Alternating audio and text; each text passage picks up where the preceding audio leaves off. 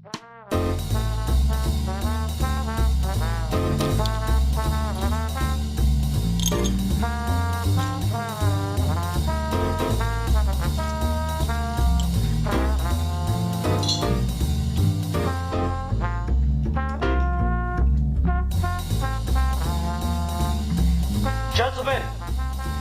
the time has come once again to discuss things.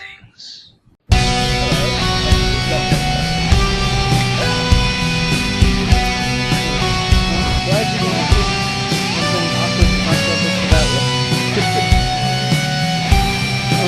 We were just shooting shit talking about bad superhero television shows. Basically just superhero television shows. Yeah. Alright, well, let's go ahead and get into it. Hi, everyone, and welcome to another episode of Geeky Gentlemen. I'm Sid Bar2. Joining me today is... The Comics Kid 2099. And Deadpoolzilla. Hello, everyone. Hi.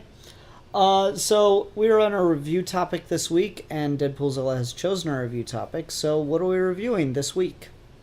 Today we are going to be reviewing the Alien Dark Horse comic, Aliens Salvation, written by and artwork by Mike Mignola.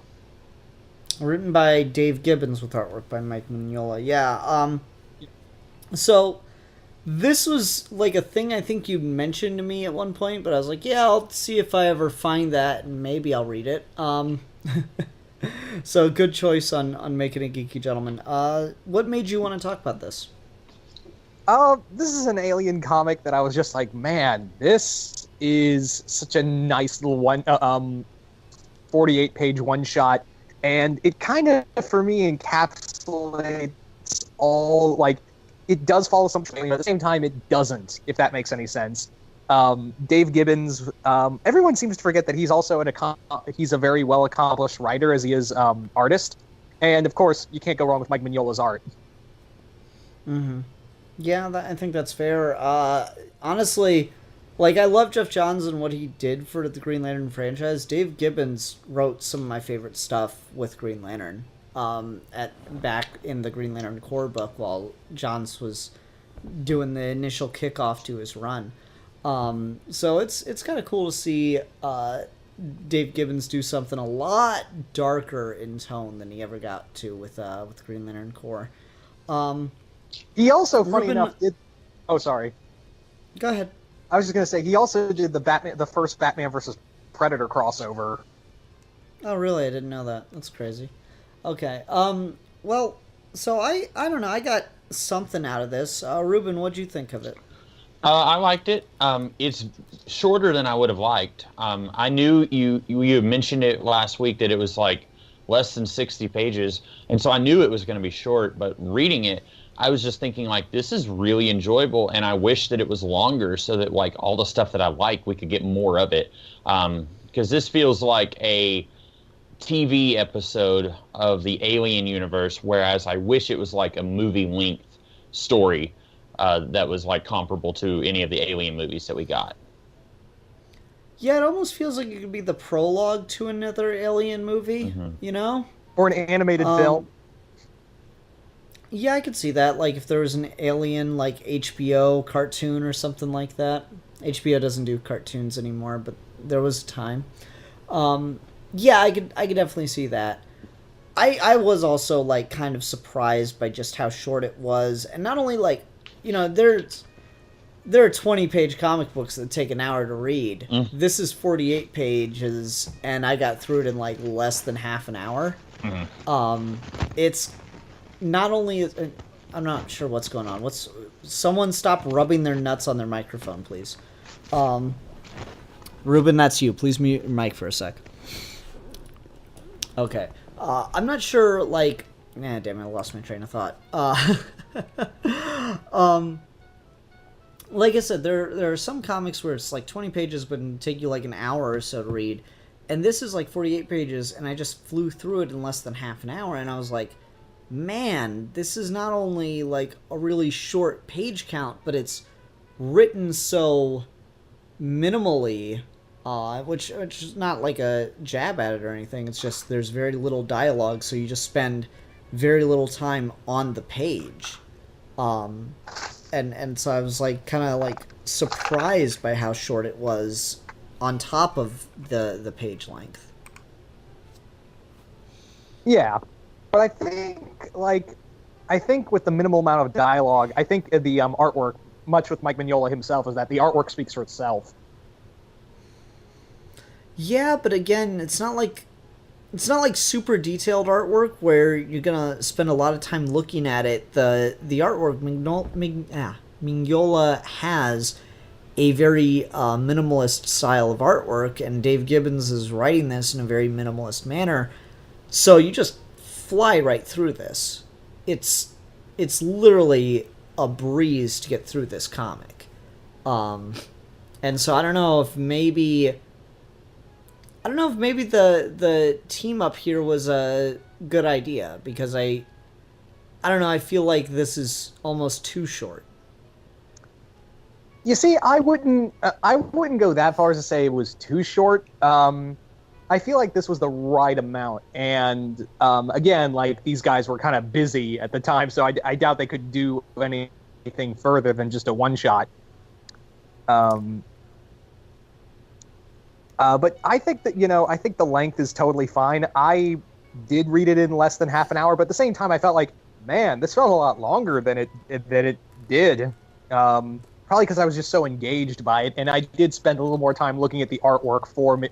Just all of the how he draws the alien, and we'll get to that a little further. But yeah, I didn't have the same feeling as terms of length. I don't know, like, if it'd been with a more detailed artist, like a Liam Sharp or something, Or a James Stokoe. Yeah, someone that like puts a lot of detail work into their art, then I feel like I would have spent more time looking at the panels. But Mignola, I cannot say his fucking name tonight. Mike does a lot of really basic drawing, and it's part of his style. This isn't a jab at him. He does a lot of really minimal, streamlined drawing, and so, you brought up animation earlier. This would be great in animation because you could adapt the style directly. But as a comic, I still feel like I get through it too fast. And it almost needs to be, like, paired up with something else. Like, how's this collected? Is it just a single TPB?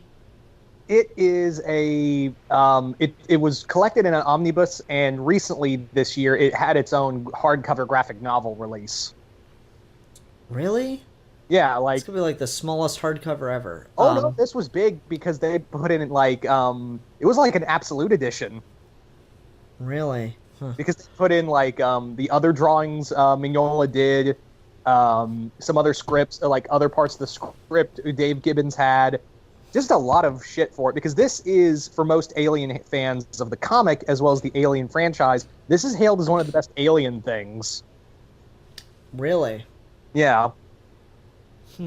That kind of surprises me, because I don't think it's a bad story, but I don't think it's like universally a great story either. Like, I think it's just a pretty okay Alien story, but I haven't read a whole lot of the Alien comics, so I don't know what it's going up against, but it kind of surprises me to hear you say that it's hailed as one of the best Alien stories.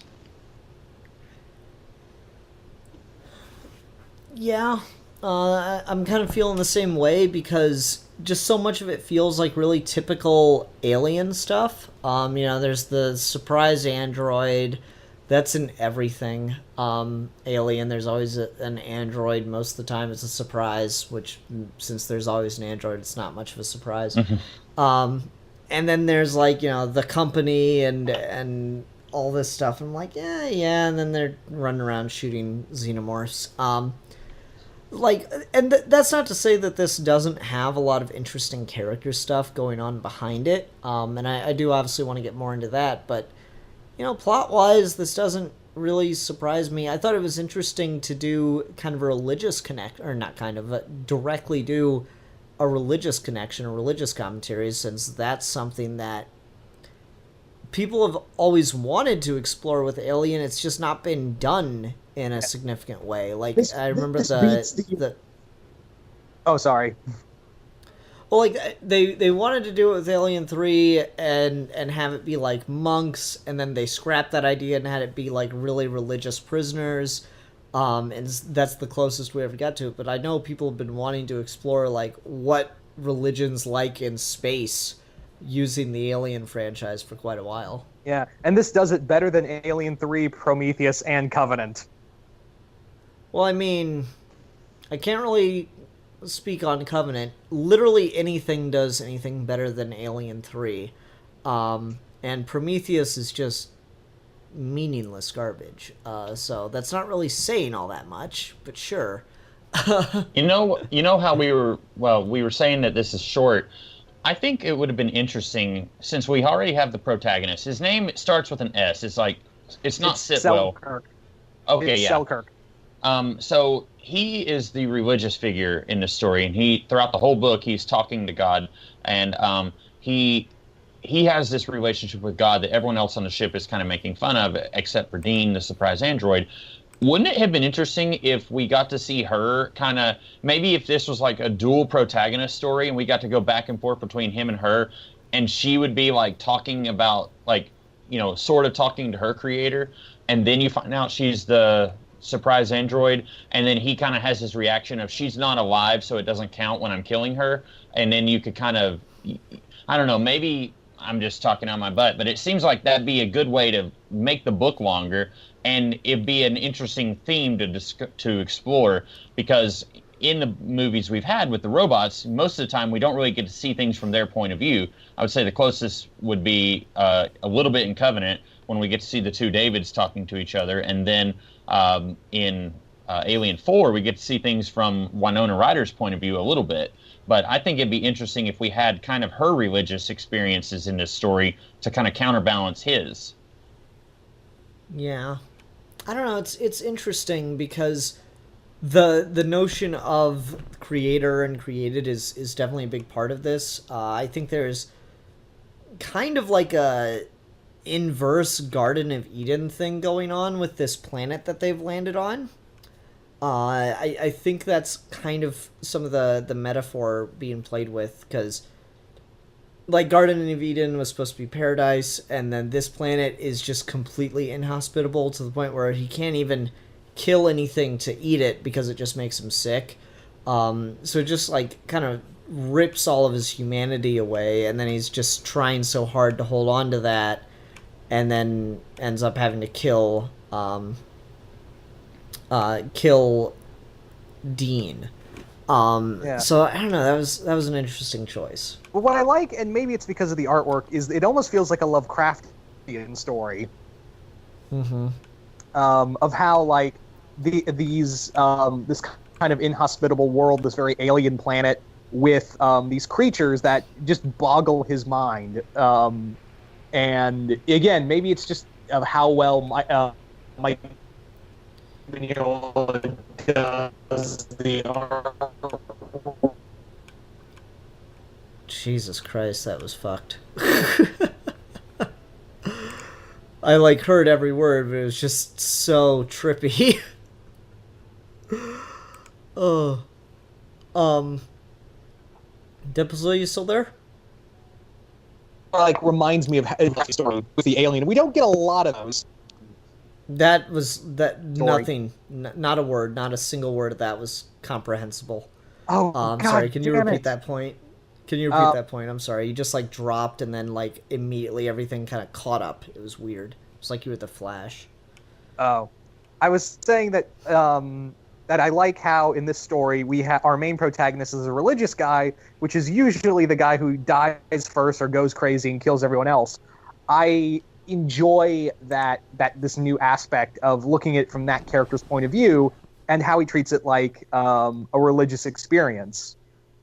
And it's not like, and it's not like they're like bashing over the head of like it's not being heavy-handed or it's sorry that's stupid Alexa. But like God damn it, hold on. There. Anyway, like I was saying, is that this is a character who's going through a religious experience, and it's I like how they do the parallels between God and the devil with the xenomorphs, and plus I kind of like how the xenomorphs are introduced, where they're for the first few pages they're the monster in the shadow. Yeah, I guess. I don't know. I feel like that trick's kind of worn off. We know what a xenomorph looks like now.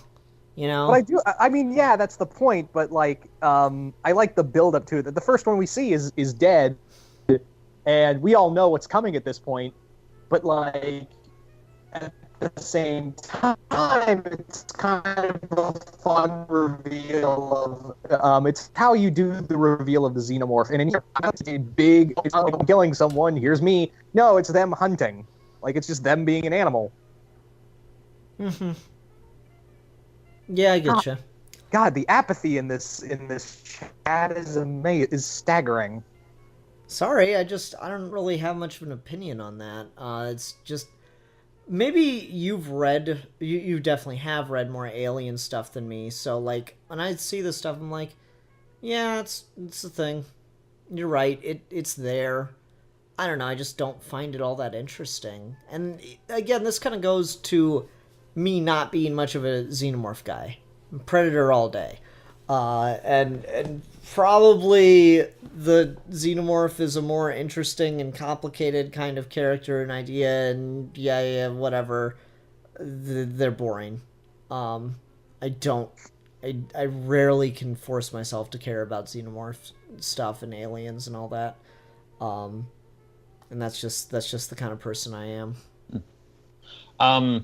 Interesting, because I've never met anyone who prefers the Predator stuff over the Xenomorph stuff. Oh, easily, no contest. Huh. Cool. I'm not judging. I just never encountered that before. What do you guys feel like this story is pro-religion, or is it neutral on his religion, or is it like, where do you guys think this story comes down on it? Honestly, I viewed it as it's not trying to be like pro-religion or anything. It's just part of his character. It's not like trying to have a message or anything. It's just a dude who's trying to keep sane via religion. Yeah, I definitely think that's a big part of it. But like, given that the story is called Aliens Salvation, the heavy leaning on the religious aspect here seems to be trying to say something about maybe the power of faith to get you through horrible situations.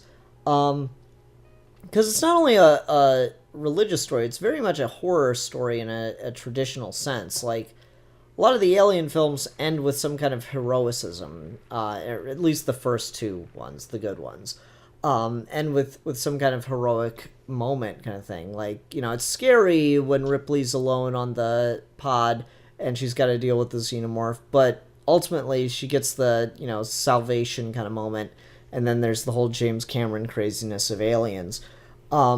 Get away from her, you bitch! But this story is so damn bleak and really is a proper horror story.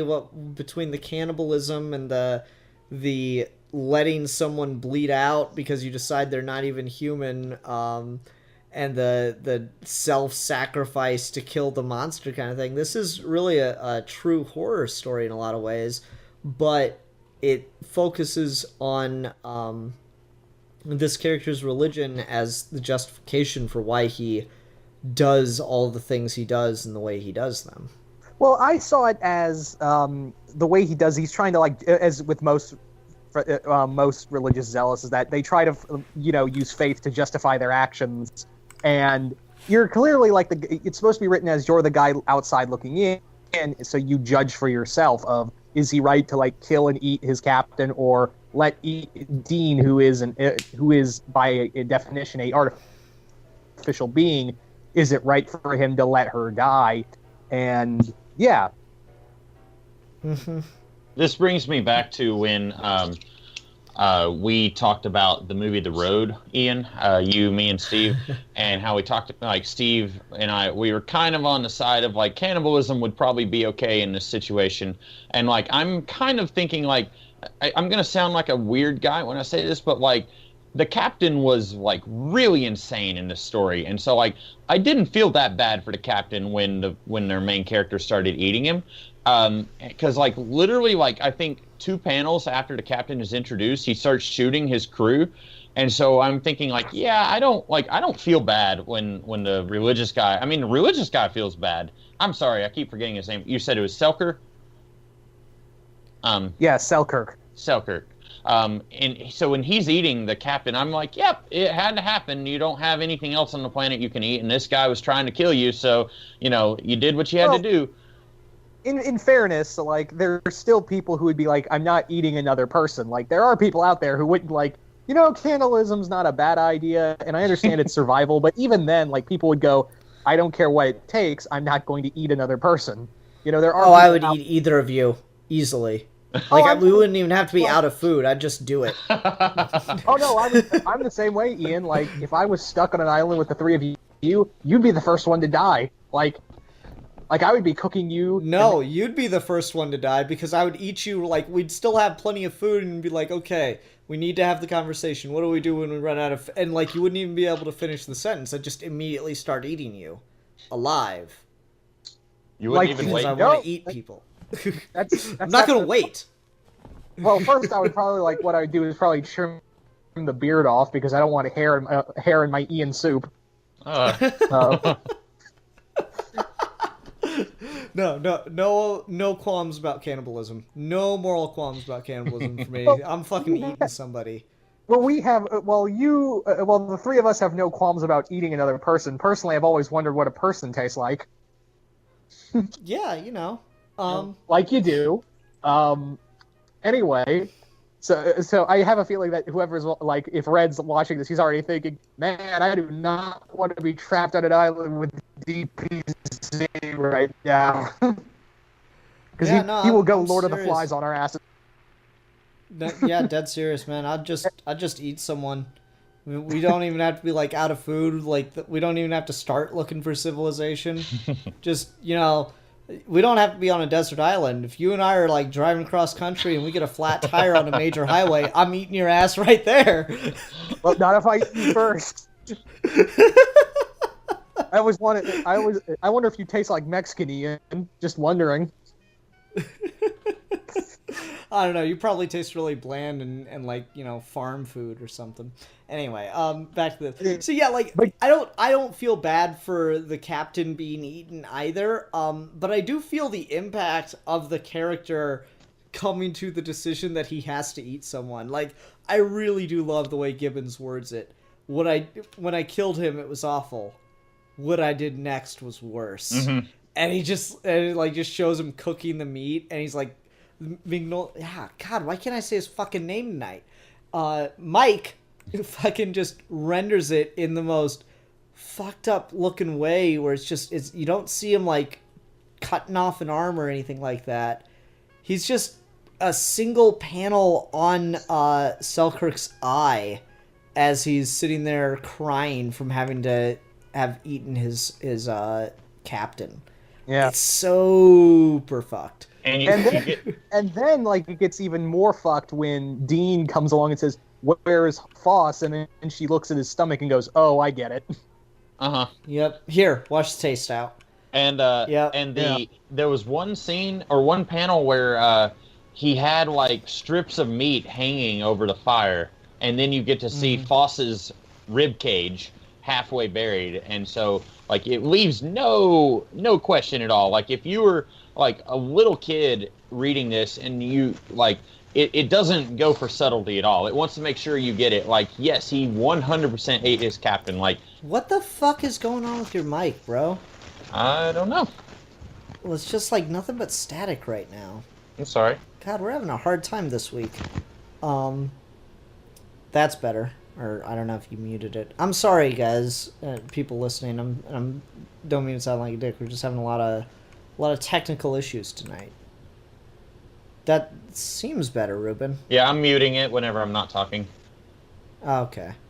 That's really weird. Like, I don't know if you got like a cell phone or something next to it, but it's getting a lot of static right now. I just threw my cell phone across the bed. Hopefully, yeah, I mean, it wasn't near me, but it's further away now. Is that better? Yeah, sounds better. Anyway, you were saying? Yeah, just it doesn't go for subtlety here. Like, it really, like, I mean, we don't see him, like, actually cutting up his boss and throwing him over a fire, but, like, it's really, throwing it in your face, like, here's what he did, like, here's his boss's body in the ground, and here's the meat hanging over the fire. So I kind of like that. Yeah.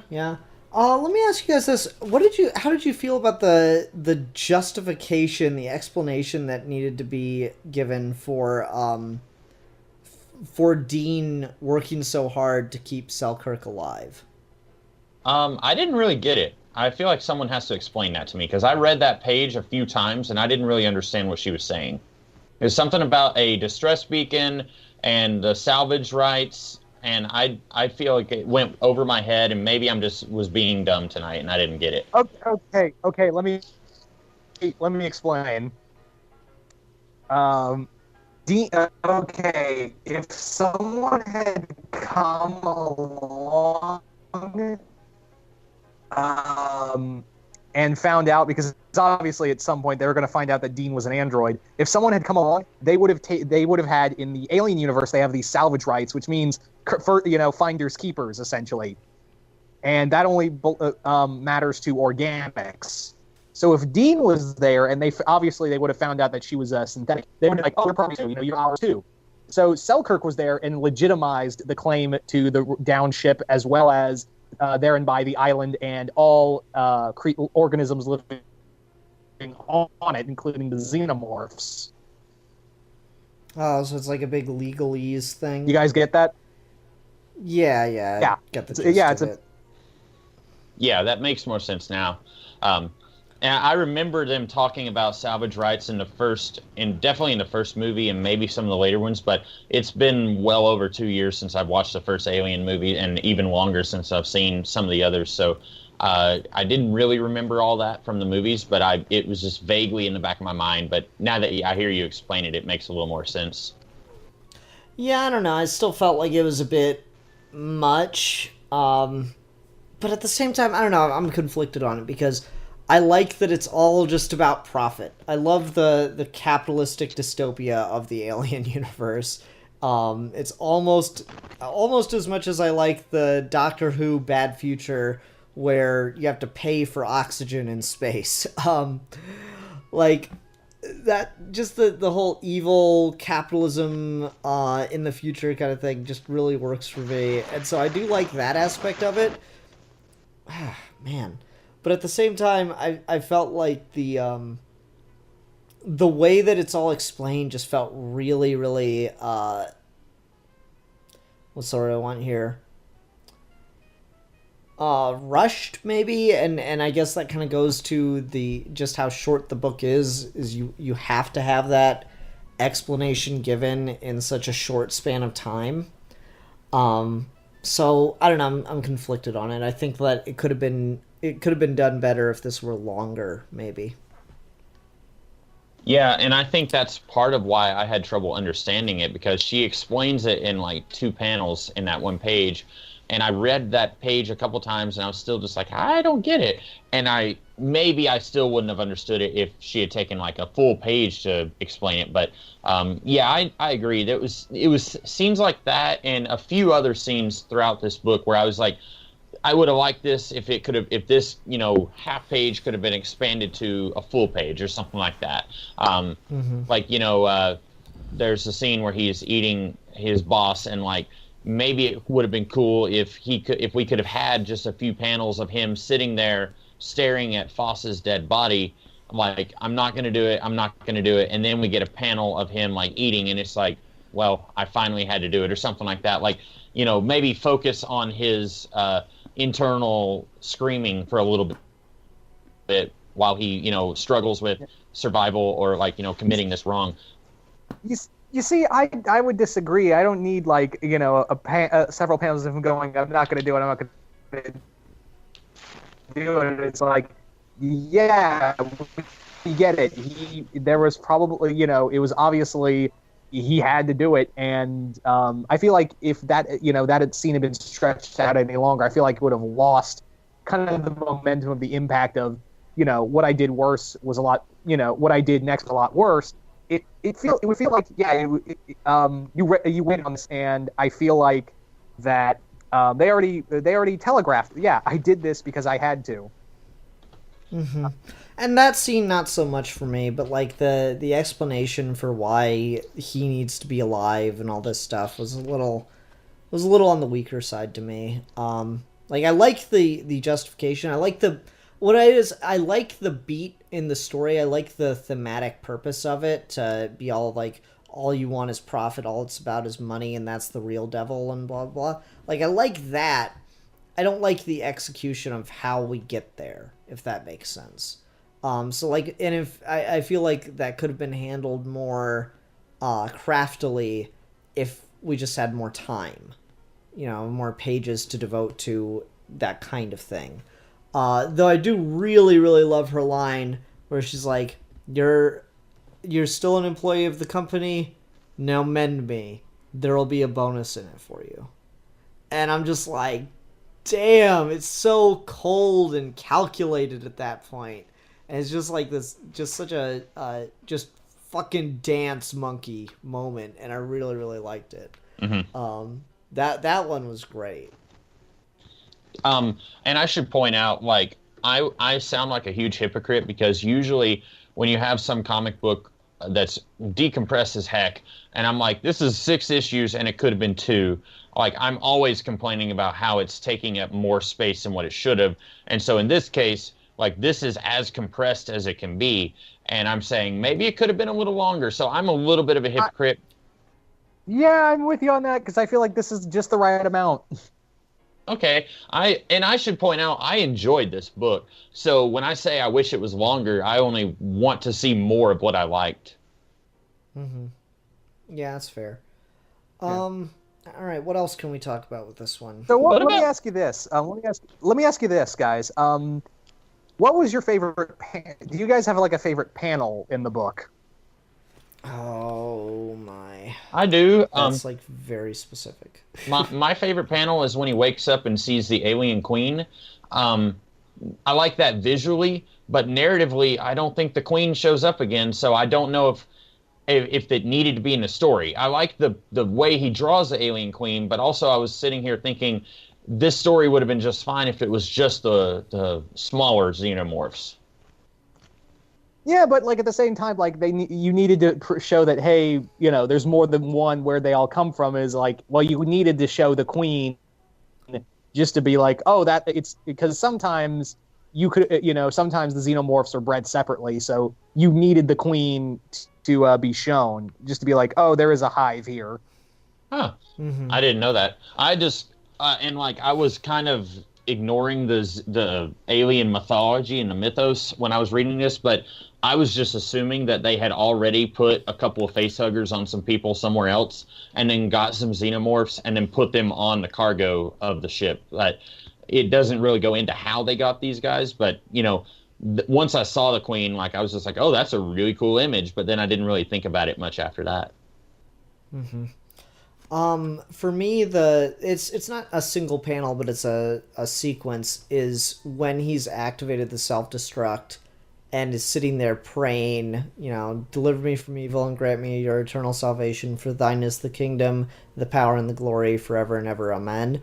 That whole sequence I really, really like, just because he's sitting there so passively as the xenomorphs surround him and are about to kill him, and just right before they can, the ship's self-destruct goes, and it's just it's such a cool moment. I really, really like that sequence.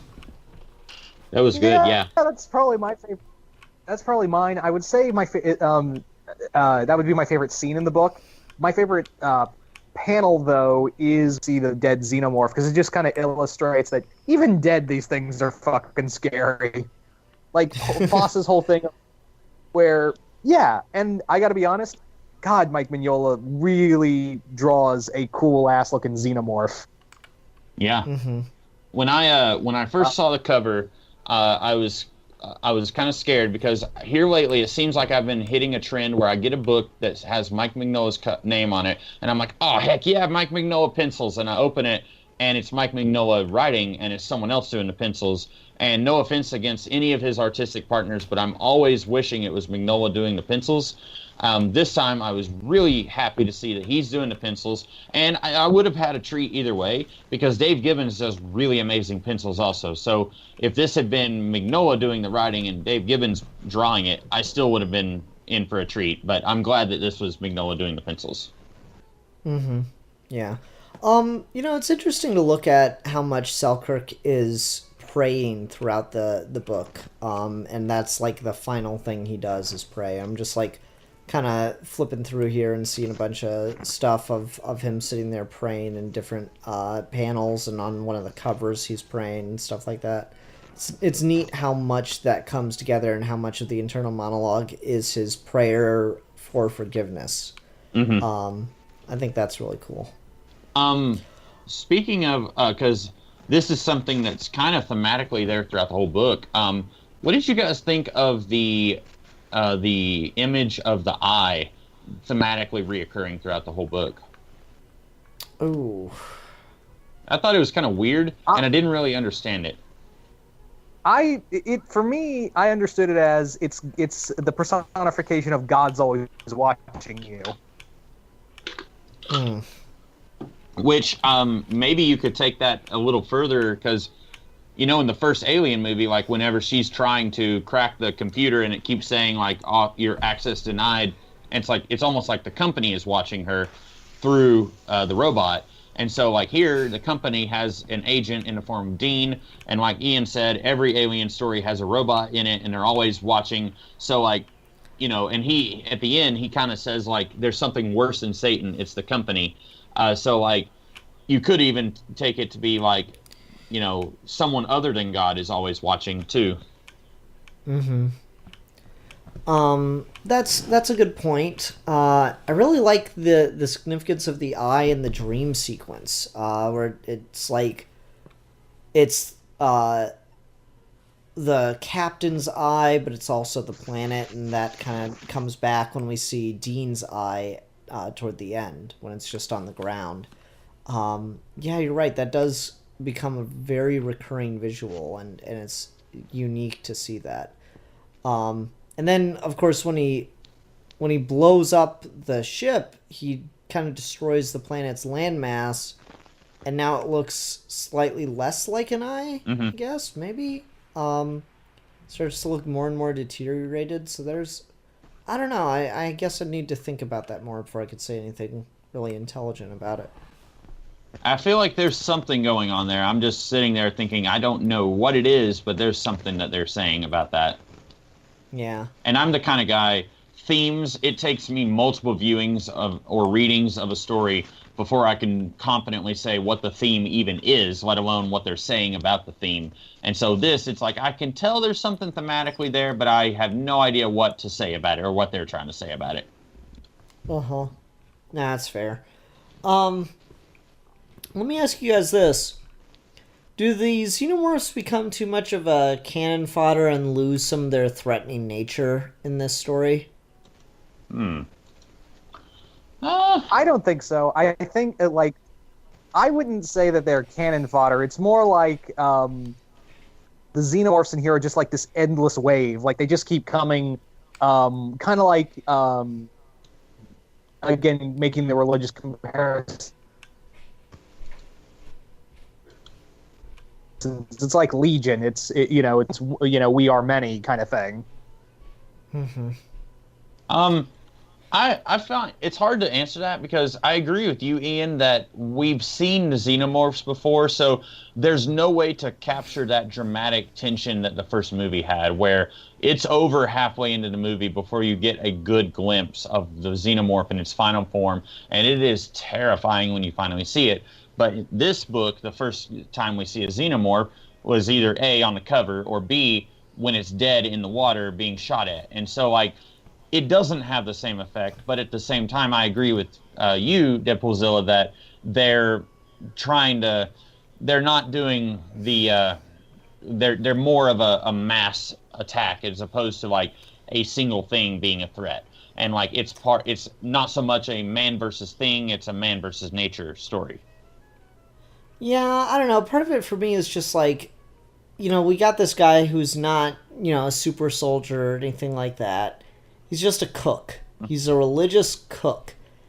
And he's just going through here and tossing these things.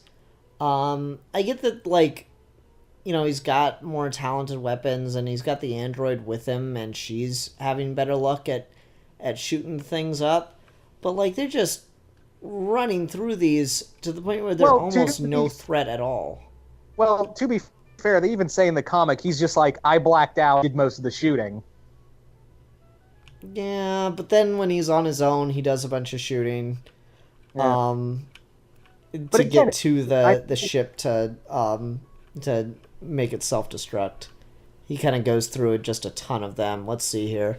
After he kills Dean, I got 1, I'm assuming 2, 3, 4, 5, 6, 7, 8, 9, 10, 11, at least 12 xenomorphs he kills on his own, just between leaving Dean and going to activate the self-destruct. In fairness, Ripley killed a shit ton of xenomorphs and aliens, and she only had like one thing of practice with the gun. Yeah, I agree, and I'm just saying I think that the xenomorphs kind of like became cannon fodder at a certain point. Well, also you got to remember that the xenomorph, like while they are a threat, they work better when they're having like they're in the shadows and whatnot. They don't have the thickest skin, Ian. Their skin isn't exactly bulletproof. Fair. I don't know, just something I'm thinking about looking through it. I'm like, wow, he just kind of... Like, I guess my later point is, I don't see why he needs to leave Dean to activate the self-destruct. I feel like those two things could happen in the same room. And ultimately, when I've got a lot of... my complaints against this book are related to some of the length. I feel like these pages of boom, boom, bam, flamethrower kind of action would have been better serviced just focusing more on character and plot. Yeah, maybe. I also, getting to what you were saying about how they seem weaker here than they have in previous appearances, I found myself a few times wondering if their acid blood was being deliberately ignored, because like that was a big thing in the first movie where you could not cut or in any way break the skin of a xenomorph without it destroying the hull of the ship that you were on. And like here, I was thinking like there's a few times where he's blasting these things and he's close enough that I feel like there should be some acid blood splattering on him, and we don't see any of that. And so I was wondering if they were deliberately ignoring that or if they had just genuinely forgot about that. Well, yeah, there's like one scene where he even slams a door on one. Well, let me explain. Is that there was in the big Absolute Edition, Dave Gibbons talked about that the acid blood that he wanted to have a scene in here that essentially explains that the creatures that they had been harvesting weakened the acid blood. Oh, okay. Yeah, the creatures that they were the natives, those orangutan-looking creatures, like the creatures they had been face-hugging, like it had an adverse effect on the acid blood. Oh, okay. I guess. I don't know. That's just like one of those things where it's like, yeah, I get it. It makes sense, but also that's kind of weak that he couldn't put that in the story. And again, when so much of this is just... So much of these action pages, I feel, are kind of unnecessary and just the other thing take some of the stakes away. And to answer your question, Ruben, the reason why this wasn't longer was because Dave Gibbons and Mike Mignola were they even stressed in the interview is like we were really fucking busy. When did this come out? Because this was in the late 90s, so Hellboy was like steamrolling right now, and Dave Gibbons was doing a lot of stuff for DC and Dark Horse. Okay. Yeah, it makes sense. Because see, At this point, also you got to remember that Dave Gibbons also had an executive position at DC. Okay. Yeah, that's true. I saw so they were really fucking busy. I saw a publication year on it when I was looking it up, and it said like 2013 or 2015, but I guess that was when the hardcover. Cover. Yeah, okay. That's what I was thinking. I was like, this is a really recent story, but that makes more sense. Okay. What else? We got a lot more ground to cover here for our standard episode length, but I don't know how much there's left to talk about in the comic. Well, you were mentioning that Dave Gibbons wanted to reveal that the orangutans, that they're interacting with the alien species, kind of weaken them. How much time do you think passes on this world that he's on? Because I got the feeling that like he was here for like a week with his boss, and that's when and then most of the action happens, and so I wasn't sure how long the aliens were there on the planet with them, but they probably would have been on there about the same amount of time he was on there. Well, how I kind of imagine is that he had been with Foss for about 2-3 days at maximum before he killed and ate him. Dean, on the other, the ship blew up at the...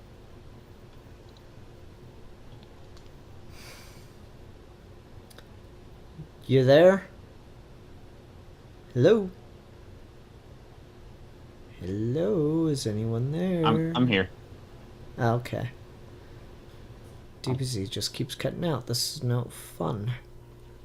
They landed on the planet and crashed. Yeah, we got none of that. We got none of that. Yeah, I'm here. Oh, well. Yeah, that all went to shit. No, so yeah, you were saying 2 to 3 days, and then the thing crashed. Yeah, well, the ship and the escape pod landed at the same time. So Foss had probably been his captain Foss had probably been killed and eaten after 3 days of spending time with him. And so Selkirk and Dean I've kind of imagined that they had been there for 3-4 weeks, a month tops. And 3-4 weeks? No way. That's too much time. Well, you got to remember, Ian, that xenomorphs breed like wildfire. Yeah. Xenomorphs don't need a lot of time. I don't buy it. I think that this is a week. I think the events of this story are a week tops, and you're saying a month? Well, them spending time together, and like I said, it would not have taken xenomorphs. It would have taken them a week to have a sizable nest, because in Aliens, the colony, Hadley's Hope, fell in less than 24 hours. It took less than 24 hours to build a nest and take the entire colony. Yeah. And that sounds more believable to me. I just don't know where you're getting a month from. No, I mean time. Well, I said a month tops. 3 weeks is more 3 weeks, 3 to 4 weeks is what I've kind of imagined them together at the time. Nah, I can't see more than a couple days of just Dean and Selkirk, to be honest. Just the way this plays out, and I don't know how much that part of this was thought of, but to me the timing of this feels like it's a lot faster than that. So yeah. What else can we talk about with this? Man, we should have spent more time talking about how we'd eat each other. We can always go back to that. Yeah. I don't know, man. I don't know. Well, when is this? Is this supposed to... I know this is pretty standalone, and I'm a very casual Alien fan, but when would this be set, in the Alien chronology? Is this around the same time as, the first movie or something like that? This is canonically, this isn't canon, but they don't specify where in canon. Like, this is one of those, you can pick it up and read it on your own. This isn't like to find out who this character is, go back to read Alien such and such. This was just meant to be a one and done, but a lot of people have speculated that this is right after the events of, like, this is 10 years after Aliens. Okay. Yeah, that would make some sense to me. I think this would have to be, like, at least a significant amount of time after Aliens. At a certain point, Weyland-Yutani has just gotta stop fucking with these things. Well, eventually they get bought out by Walmart, so... Right, you gotta remember that. But yeah, it's also very clear, because, like, Resurrection states that, so this is obviously in the massive time frame between Aliens and Alien 3, because Ripley had, in Resurrection it states that Ripley had killed the last queen, so this is obviously in that long time frame between Aliens. I mean, Aliens and Alien 3, excuse me. Mm-hmm. But And like I I said, the beauty of this one shot is that it's timeless. Like, you could pick this up, no questions asked. And I do like that aspect of it. I wasn't trying to say it should be more connected to the movies, because what I like about the Alien movies is that they're pretty much standalone. Like, when you watch Alien 3, I feel like you don't have to watch Aliens and Alien to watch Alien 3. You should watch. It's actually better if you don't, because then you won't be pissed off at the destruction of characters. Mm-hmm. Yeah. But I Thank think... God, because it's kind of funny, because Dark Horse is going to do the original script for Alien 3 as a comic, which is, it actually focuses more on Bishop and Hicks, and is actually, like, it's kind of like a Cold War type setting. Huh, that'd be interesting. Okay, then. I remember hearing something about that, because there was like 15 different scripts for what Alien 3 could have been. Yeah. One, I think Newt lived in. And they probably settled on the worst. Or took the worst aspect of each one and said, let's make a movie with all of this. Yeah, pretty much. And I know someone named Philip Kelton's typing in the comments why Alien 3 is secretly a genius film, and you're just wrong. You're giving it too much credit. I know this is off topic, but I actually like Alien Resurrection more than Alien 3. I don't know if I mean, I like hot garbage more than getting my nuts kicked, but sure. I'm not saying Alien Resurrection is good, but I think I like it a little better.